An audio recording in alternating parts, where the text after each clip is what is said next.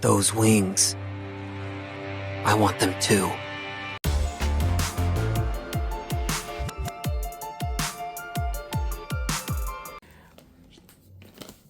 Alrighty, guys, this is Kelly the Flick Guy with Black Magic Commander, and we're bringing that Final Fantasy cross magic to the table. I guess it should be magic cross Final Fantasy, whatever. But yeah, the front, the back, the side, the other side. We're gonna peel this bad boy over. Mike's still in the building, so you might hear his commentation in the back.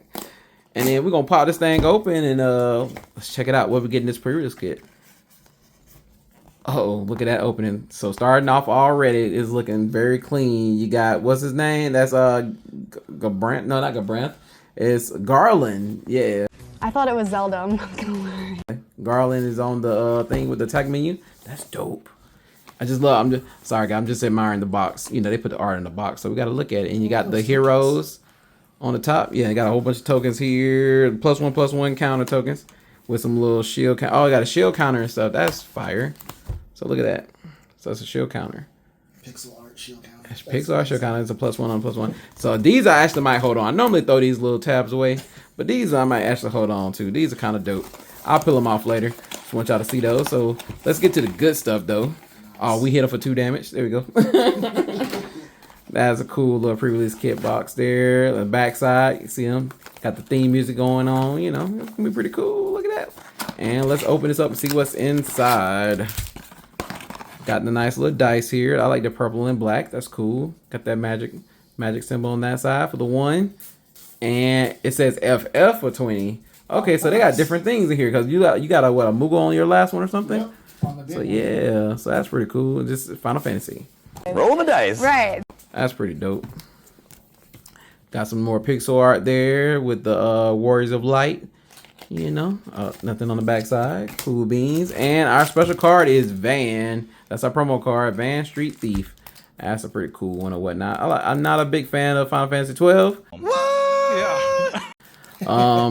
The Van card itself is kind of cool. Kind of got a Ragavan feel. So, yeah, somebody will like it. See how that goes. And then we got our packs. 1, 2, 3, 4, 5, 6. So let's see what we can pull out of here, guys.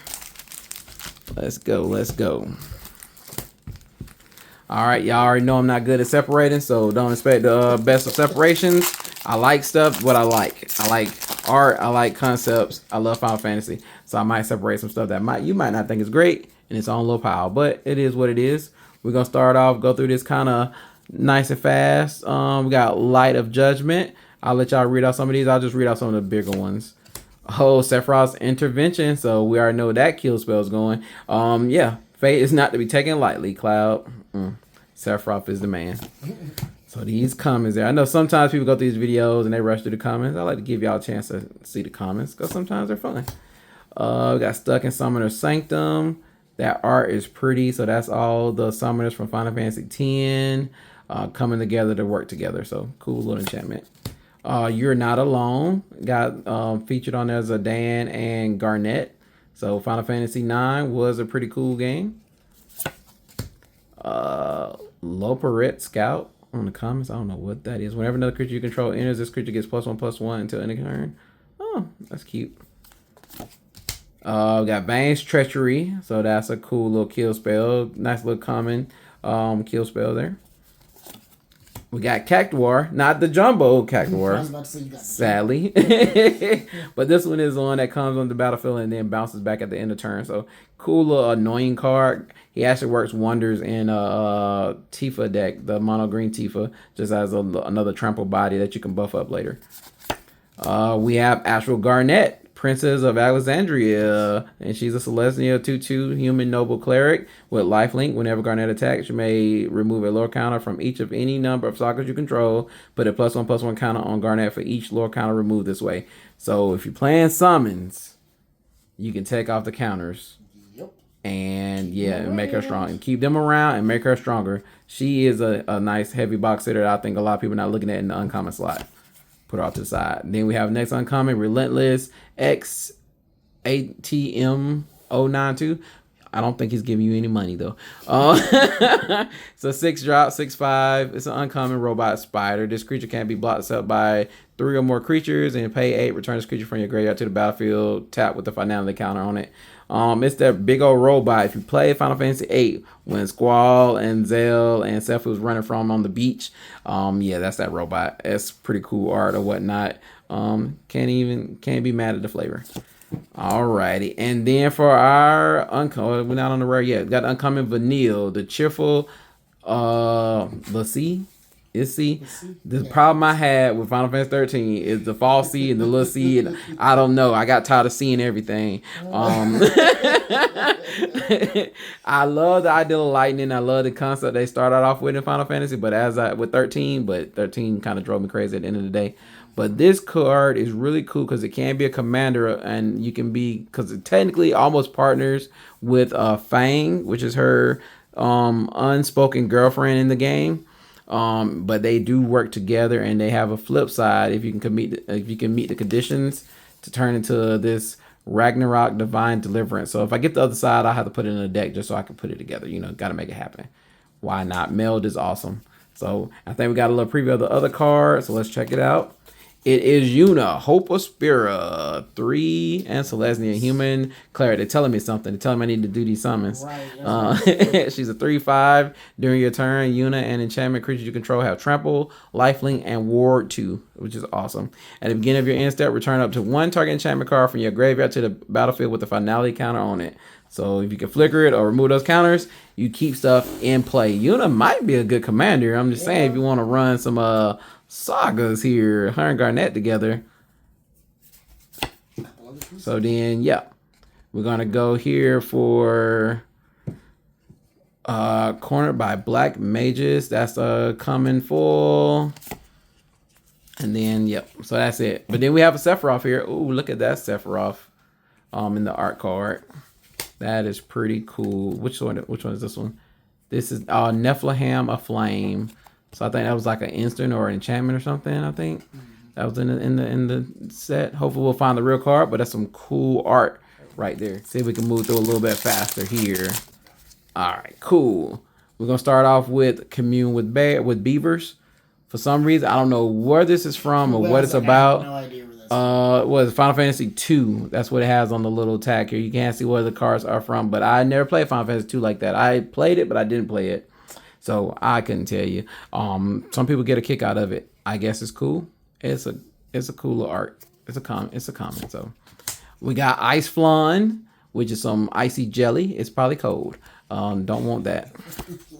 We got Corel, which is a cool little cat beast that's in the games. Show up in like a couple of the Final Fantasies. Coral, there we go.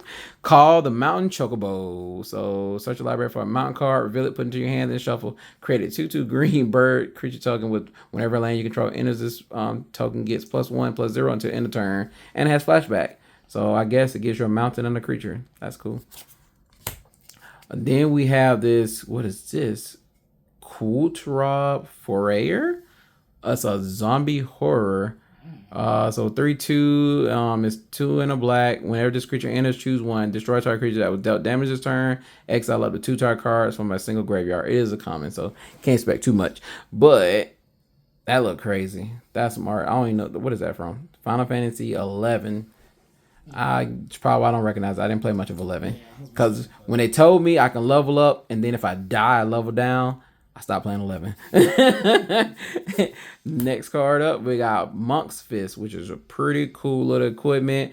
Doesn't do a whole lot. Cool, the creature gets +1/+0 and is a monk in addition to other types. But it's a colorless and it's only 2 mana and it has job select, so it makes you a 1/1. So I'm gonna tell y'all a little secret here with these colorless creatures and this equipment stuff. If you play Commander's Blade on a colorless creature, that means it has protection from all colors, which means nobody can stop it. Just throwing it out there. He makes it for you. And then we have these are the, what do they call this art? That's it's like the extra bonus art stuff. Oh wow. Yeah, this one's Wild Rose Rebellion. It's a counter spell for 2 blue mana. We know what counter spell is. So this one's gonna fit in a blue deck of mine. I will find one to put it in. Just because it's that cool art. Some of this art doesn't look too great. Some of it looks kind of cool. God, I like it. I'm not seeing counterspell in the picture, but I am seeing cool, and that's some good art. So yeah, it's gonna counter spells. That's cool. You can kind of make out the characters here too. That maybe I can't. I don't know what game this is from. It's Final Fantasy 2. What? Yeah. Early Final Fantasy. Early Final Fantasy. Yeah. Hard to. I think that's Furion. I don't know. Either way, it looks really cool. We'll stick with it. I like that one. We have Sasha's Chocobo, which is the guy from Final Fantasy 13. It's a black guy with a chicken in his hair. Chicken and bread. So yeah. Need I say more? The card itself is really good if you're running a lot of green landfall type stuff. When a land you control enters, put a +1/+1 counter on this creature. So it's not a bad card to have. It's pretty dope.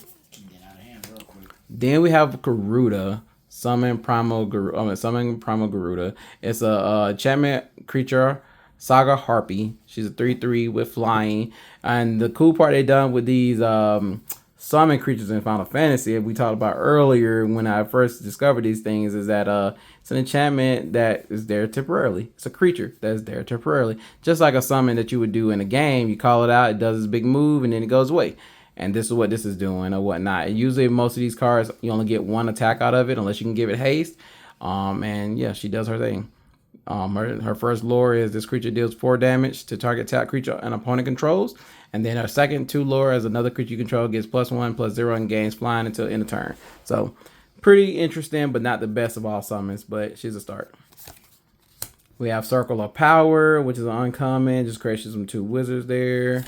And then we have Ambrosia Whiteheart, and this is that Borderless art, which is pretty cool. I like Ambrosia. She's for Final Fantasy 16. That's Clive's bird that he raised from her being an infant all the way until she's older. So they end up reuniting in the game, and she's his loyal steed. So I was looking for an Ambrosia, and it's kind of cool to get that nice art. She's 1 in a white 2/2 bird with flash. When Ambrosia Whiteheart enters, you may return another permanent you control to its owner's hand. It has landfall. When a land you control enters, Ambrosia Whiteheart gets +1/+0 until end of turn. So pretty dope there. And then we have for our rare Sephiroth Almazi, 3 in a white. So Sephiroth from Final Fantasy 8. So the cool part is he is a strict reverse of Squall almost. They pretty much kill each other in a battle. It's pretty dope or whatnot. He's a human knight. Whenever creature you control attacks alone, it gains double strike until end of turn. And then it has Fire Cross. Whenever Sephiroth Almazi deals combat damage to a player, you may cast target instant or sorcery card with mana value 3 or less from your graveyard without paying its mana cost. If that spell will be put into your graveyard, exile it instead. So cool beans there. Sephiroth is pretty dope. Then we have Bard's Bow. It's cool art on that. Not really my type of greatness there. And we have just some lands. And the hero art. I love that Chocobo though. That's cool. We'll move through a little bit quicker here. But this art is so cool, right? Y'all like it. If y'all like it, I love it. We're going to go that route. Blazing Bomb. A 1-drop elemental bomb. 1/1. Whenever you cast a non-creature spell, if at least 4 mana was spent to cast it, put a +1/+1 counter on this creature. Blow up, tap it, sacrifice the creature, deals damage equal to its power to target creature. Activate only as a sorcery. And the reason this is a common is because it only deals damage to creatures. If you could deal this to players, this would be a great card. Then we have Fight On, which just return creatures from graveyard. Gishel Greens, which is just the food of the Chocobo. We have Magic Damper, which is a nice little protection spell for your creatures. That's Fang, by the way, from Vanille from earlier. We have Galley Cat. That's from Final Fantasy 5. Don't know what that is. It's not that great of a card, though. It's a common. We have Adventurous End. There are people who still trying to figure out if this card is a good card and limited. I gains 2 life. Comes in untapped, so it's not the worst. We have Syncopate, which is another counter spell that's in the set. We haven't seen this one in a little bit. I think since probably Dominaria, maybe. I think when last time we seen Syncopate. But counter target spell unless the controller pays X. If that spell is countered this way, exile it instead of putting it into its owner's graveyard.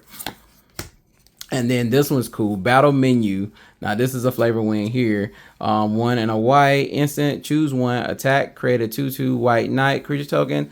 Ability. Target creature gets +0/+4 until end of turn. Magic. Destroy target creature with power 4 or greater. An item. You gain 4 life. And that looks so cool on the menu. That you can actually, it just looks like you're playing the game. It's like, oh, choose a ability. I mean, probably 9 times out of 10 you're gonna choose magic and destroy target creature, but you know the concept is there, so that's cool. We have Shambling Scythe, which I think this is a Final Fantasy 3 card. It's a mutant horror. It's an uncommon. Oh, we got baby Shiva, so summon Shiva. 3 and 2 blue. She's a 4 or 5 uncommon saga elemental, so we know we love Shiva. She's one of the first summons most people are introduced to him whenever you play a Final Fantasy game. And then you know that first move, Heavenly Strike. The first part of the first 2 counters that you put on the lore counters, target creature and opponent controls, put a stun counter on it. Stun counter just locked on the creature, and when it goes to untap, it removes the counter instead.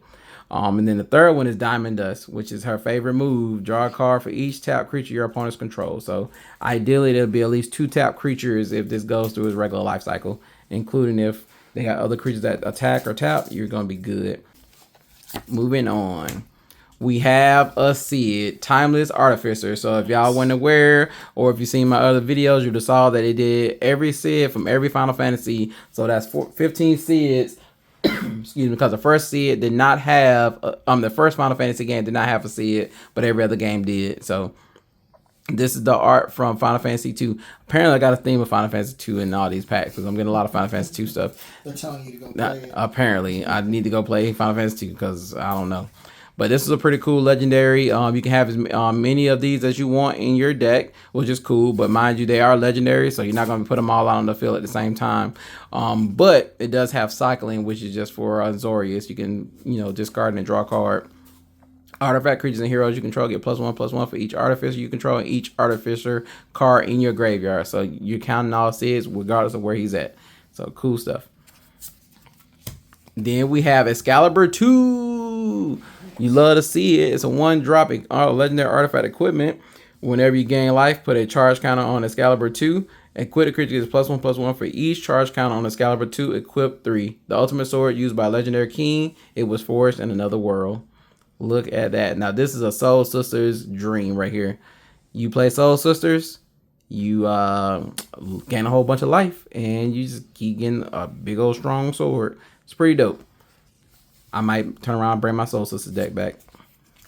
And then we just got an uncommon Sandworm, and then we have a Thrino Dark Knight Tower or Tau. And moving on, we got the Hero Token. Pretty cool.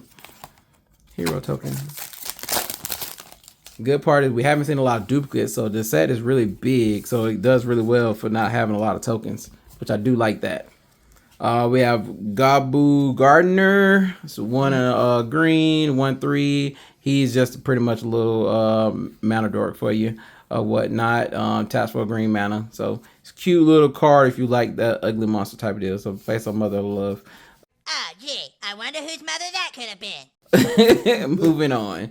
Scorpion Sentinel. That's the Scorpion from Final Fantasy VII that Cloud and Barret and Tifa had to fight. The card itself here sucks, and that monster in the beginning also sucks. So it's all in the game. And then we have Summon Choco Mog. Now this is the common summon, which I'm so glad we got a common summon as well.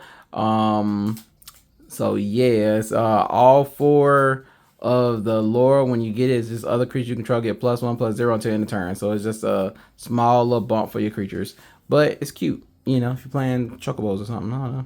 It's pretty dope. You have Item Shopkeeper. This card can actually be super effective in an equipment deck. Whenever you attack, target attacking equipped creature gains menace until end of turn. So people tend to underestimate menace, and it actually is very useful. And this is on a 2-drop body with 2 power and 2 defense. So she can sit back in the background, sell you some items, and you can go to work. So it's pretty cool.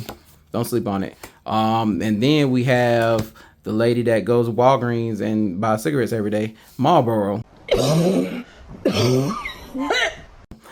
He's 4 and a 2, 4/4 plant horror. He has bad breath. When this creature enters, each opponent discards a card, loses 2 life, and exiles the top 3 cards of their library. This also has swamp cycling for 2. Man, while I'm being fun, I might actually use this in a deck. I don't know. If it does enter the battlefield, it does some work. It's 6 mana though.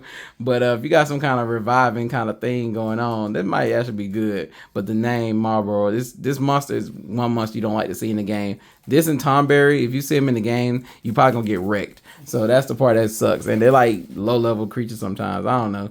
This Marlboro is a weird creature. It's ugly too. So moving on. We have White Major Staff, and that's just another job select that just gets you some life. So it does work very well with the Excalibur 2 if you were to, build that out.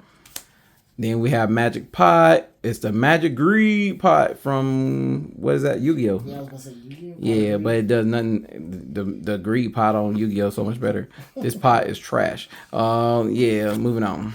Oh, Samurai's Katana. I already got some, but you know what? It's like nice to pull it in a pack just so you can see it. I'm going to have like 15 Samurai Katanas, and you're going to see them in every deck that I play. Even if it ain't got red in it somehow. I'm going to make it work. Yeah, out here cheating, and this card is really not that great, but it's cool. It does come in with a body. It gives it +3. So basically it gives you a 3/3 with trample and haste, and it's a samurai. So that's kind of cool. It's just if it dies, the re-equip cost is really high. You're probably not going to do it a second time. But it's there. Oh, and I did get a hit that I like. This uncommon right here is Restoration Magic for 1 white. But it has a tiered system. It's an instant. If you pay nothing additional, it's just a cure. Target permanent gains hexproof and indestructible until end of turn. And that's on the equivalent of Blacksmith Skill, which is also another card, 1 mana card, but that's all it does. It does that one ability, and that's it. This is actually giving you additional things. So if you add another one into it, you get Cure. Target permanent gains hexproof and indestructible until end of turn. You gain 3 life. So 1 mana for a regular random 3 life. And then you also have Kuraga, which is 3 and a white. Permanent you control gain hexproof and indestructible until end of turn. You gain 6 life. So that's pretty dope because all your permanents get protection for just 5 mana. You let Anthony in. Thank you. But yeah, this one is really cool. Looking forward to playing with this one. I did want to get this card, so I'm happy I pulled it. Then we have Titus, Blitzball, Star 1, and Azorius, Human Warrior.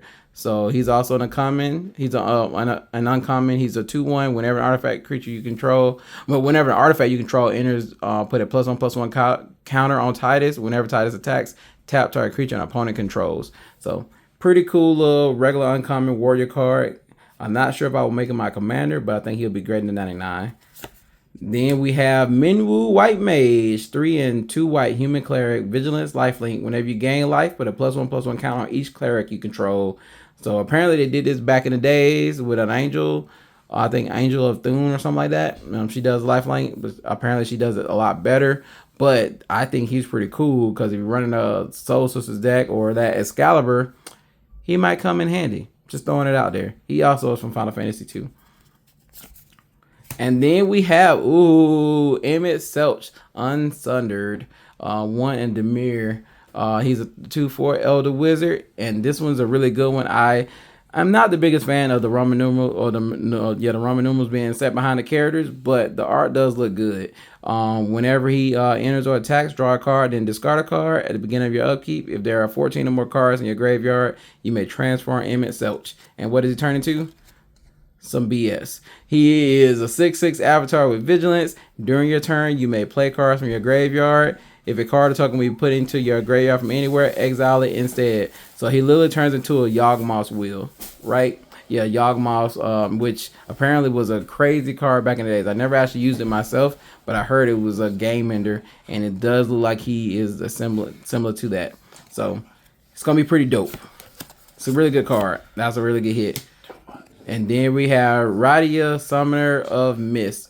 She was the last card that they previewed. She is Gruul, human summon of 1/2, and she has landfall. Whenever land you control enters, you may discard a card. If you do, draw a card. And she has summon, pay X, tap, return target saga card with mana value X from your graveyard to the battlefield with a finality counter on it. It gains haste until end of turn. Activate only as a sorcery. But yeah. So that's her. And then we got a regular plains. And then we got another art card with Dion on it this time. The art cards are killing it though. They are litty with that.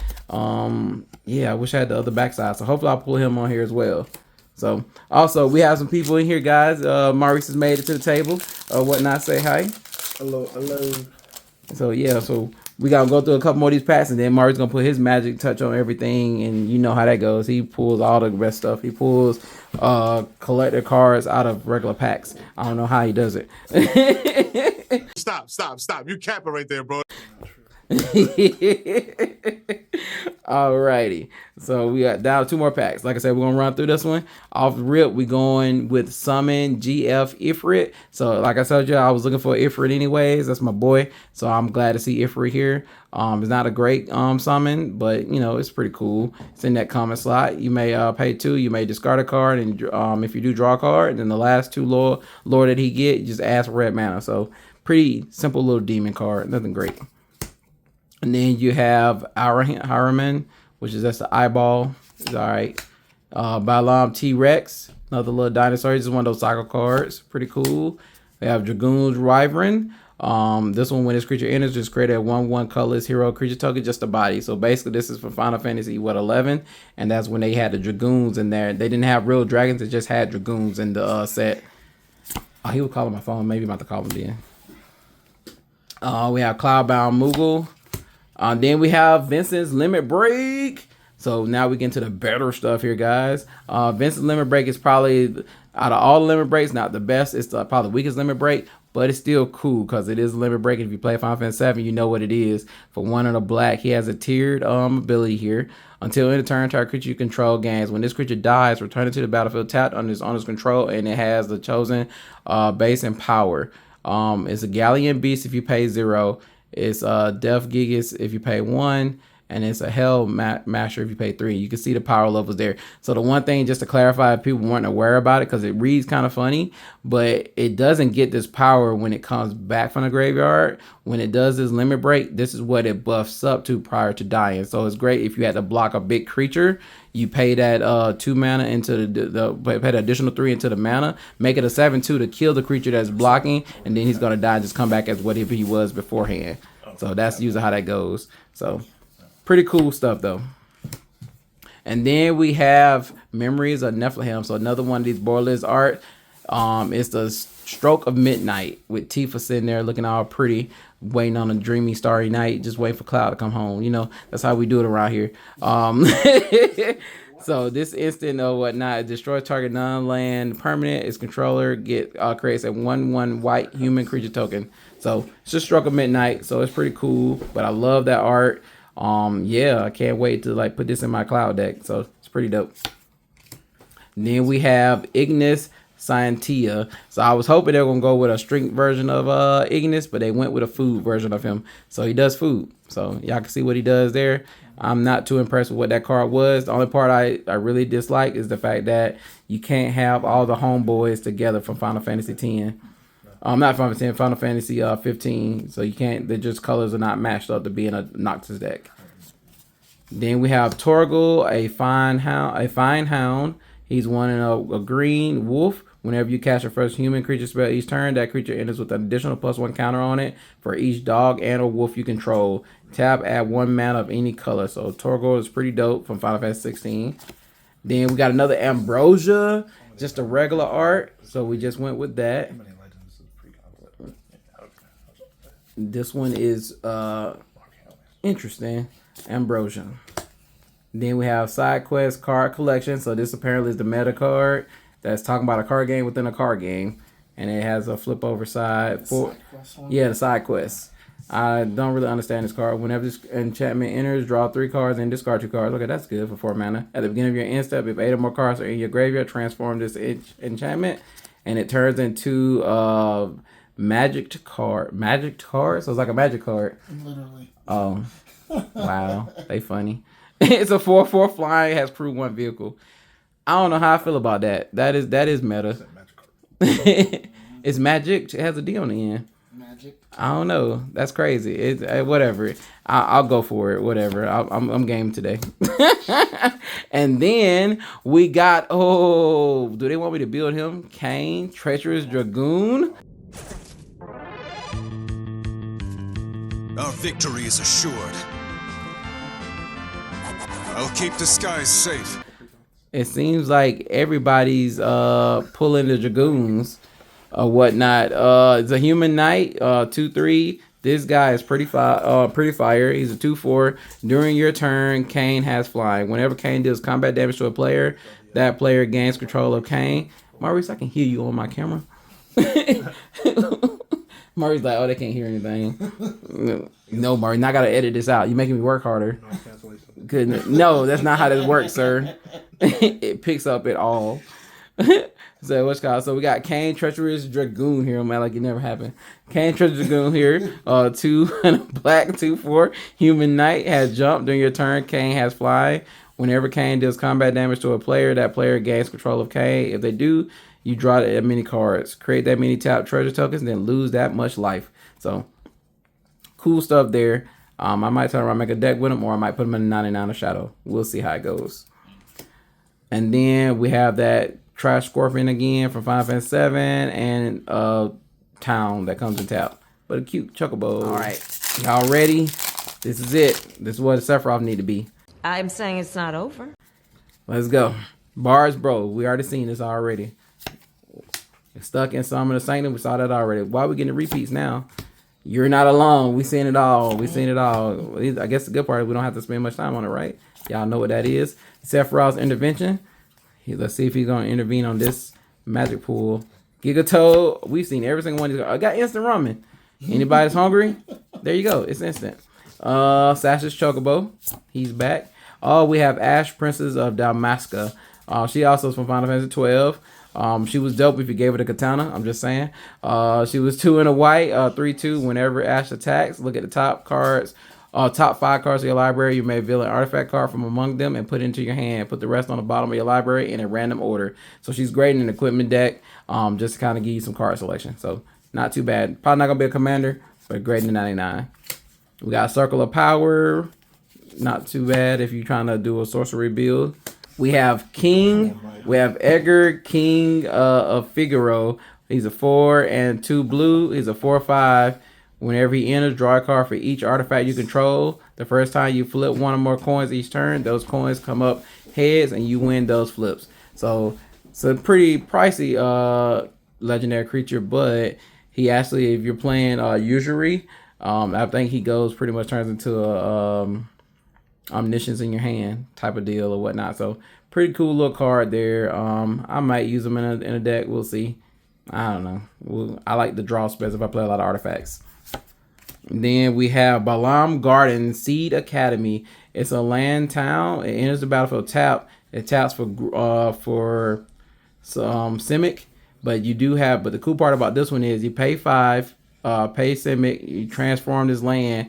This ability costs 1 less to activate for each other town you control. So if you're doing a town deck, this really comes in handy. But it does transform into the airborne Balam Garden Airborne vehicle legendary artifact. Has flying 5/4. When this vehicle attacks, draw a card, and it has crew 1. So I don't know how one person crews this big old ship, but it's a thing. So a pretty cool little land there. And then we have another Adventurers Inn. We talked about that earlier before, and then just a swamp. And then we have a beautiful hero token at the end. So yeah, that's pretty much it, guys. We did go through that whole pre-release kit. It's pretty cool. Got a couple of cool little hits. No Sephiroth. So, but I think out of all of them, this Emmett Seal is probably the Emmett Silk is probably the top tier guy. Never really seen him in the game. Played a little bit of Final Fantasy 14, but not completely. So I don't know if I didn't come across him or if I just didn't recognize it when I saw him. But either way, I think he is the hitter of this deck.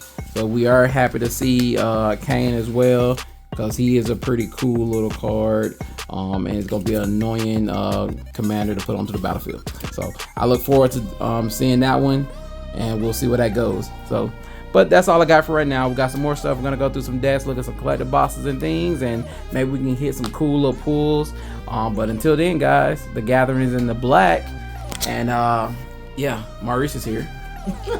Mike is here.